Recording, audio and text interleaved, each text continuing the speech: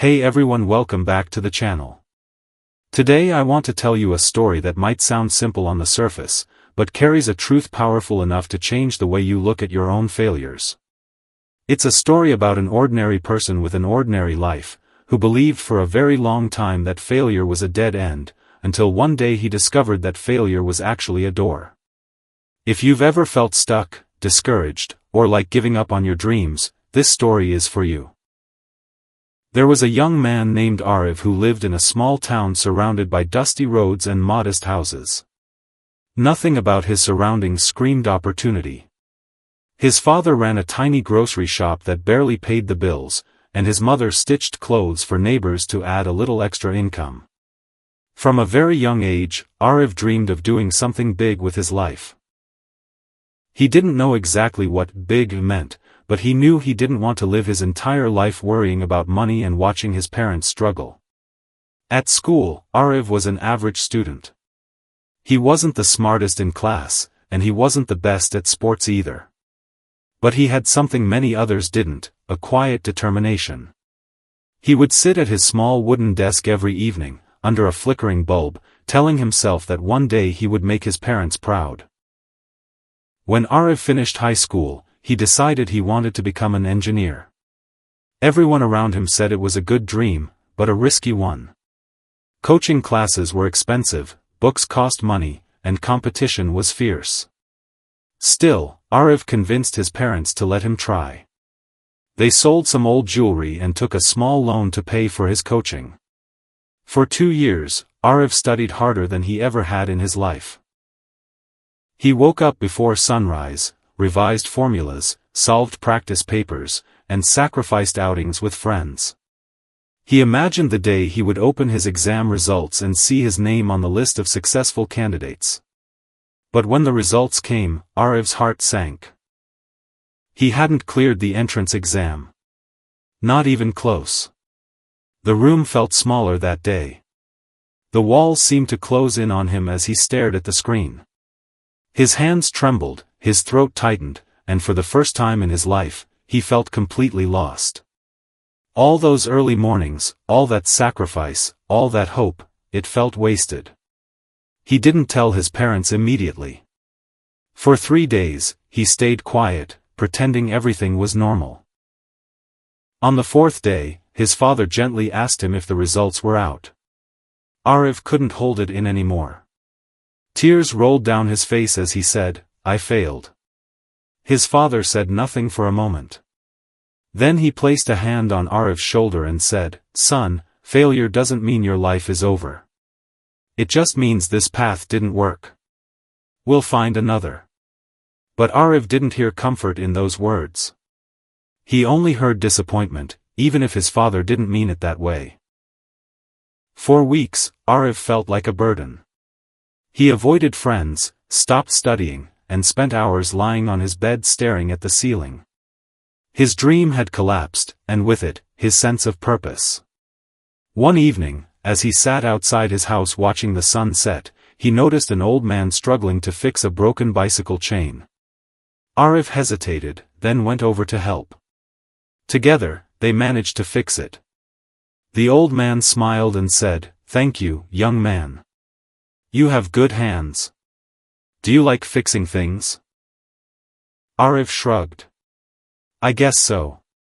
I wanted to become an engineer, but I failed." The old man chuckled softly. "You know, I failed many times in my life. But every failure taught me something new. If I had stopped after my first failure, I wouldn't be here today." Arif looked at him. "What do you mean?" The old man explained that he once dreamed of opening a big repair shop, but failed multiple times, lost money, and had to start over again and again. Now, he owned a small but steady business and lived peacefully. Before leaving, the old man said something that stuck with Arif. "Failure isn't the opposite of success. It's part of success." That night, Arif couldn't sleep. Those words echoed in his mind. Failure isn't the opposite of success. It's part of success. The next morning, Arif made a decision. If engineering wasn't his path right now, he would find another way forward.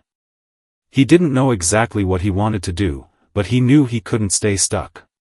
He started working part-time at a local electronics shop to help his family repay the loan.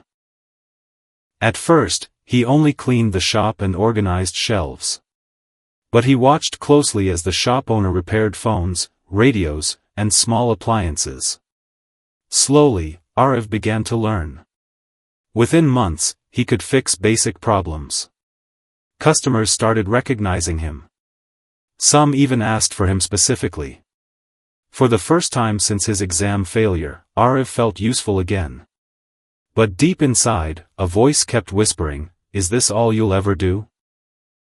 One day, a customer came in with a laptop that no one else in town could fix. The shop owner tried and failed. Arav asked if he could take a look. After hours of trial and error, reading online forums, and carefully examining the hardware, Arav fixed it. The customer was amazed. He told everyone about the young man who fixed his laptop when no one else could. Word spread. Soon, people from nearby towns started visiting the shop. Arav's confidence grew. He realized something important. Even though he had failed his engineering exam, he still loved technology and problem-solving. That night, Arav sat with his parents and told them he wanted to start his own small repair service. His mother looked worried. His father was silent for a moment, then said, "If you're serious about this, we'll support you. But you must be ready to work harder than ever." Arav nodded. He was more than ready. He used his savings to buy basic tools and set up a tiny repair desk in their garage. The first few months were tough. Some days, no customers came.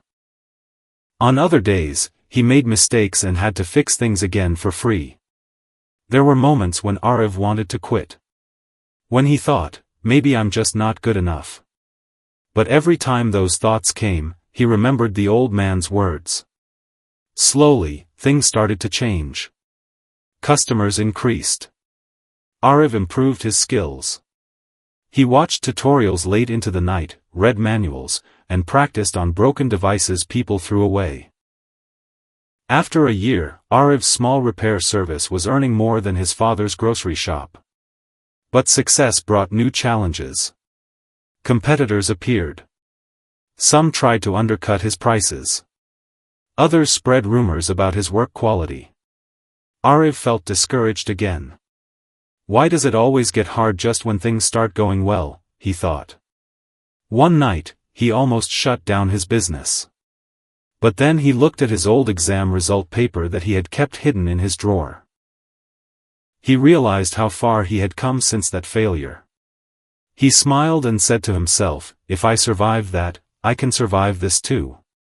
Instead of quitting, Arav improved his service. He offered free checkups, better customer support, and honest advice. Slowly, customers returned. 3 years later, Arav opened a proper repair shop in the main market. He hired 2 assistants. His parents no longer worried about money. He even started teaching basic electronics skills to kids from his neighborhood. One day, Arav received a call from a large tech company. They had heard about his work and wanted to partner with him for authorized repairs in the region. When he hung up the phone, Arav sat quietly for a long time. Tears filled his eyes. He remembered the day he failed his exam and felt like his life was over. He realized something powerful. If he had passed that exam, he might have followed a completely different path. He might never have discovered his real strengths. He might never have started his own business. He might never have learned what resilience truly means. That evening, Arav visited the same spot where he once helped the old man fix his bicycle chain. The old man was there again, sitting quietly. Arav walked up to him and said, "Sir, you probably don't remember me. But you changed my life." The old man smiled. "How so?" Arav told him everything. The old man listened and nodded seeingly. "You see, my boy, failure doesn't build character. How you respond to failure does. Ariv went home that night feeling grateful. Grateful for his failure. Grateful for the pain. Grateful for the lessons. And that's the message I want to share with you today. Failure hurts. It makes you feel small. It makes you doubt yourself. It makes you question your worth. But failure is not a verdict on your life. It's feedback. It's life telling you, this way didn't work. Try another. Every successful person you admire has failed more times than you can imagine. The only difference is they didn't stop. If you're failing right now, you are not behind. You are not broken. You are not doomed. You are learning. You are growing. You are being prepared for something better.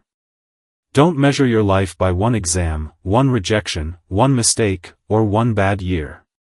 Your story is still being written. And sometimes, the chapter that feels like the end, is actually the beginning. So the next time you fail, don't say, I'm a failure. Say, I failed, but I'm still here. And I'm still trying. Because as long as you're still trying, your story is not over. And one day, you might look back at your worst failure and realize it was the best thing that ever happened to you. If this story resonated with you, remember this: you are stronger than you think, your dreams are still valid, and your future is still wide open. Never give up on yourself. Because the journey from failure to success is not a straight line.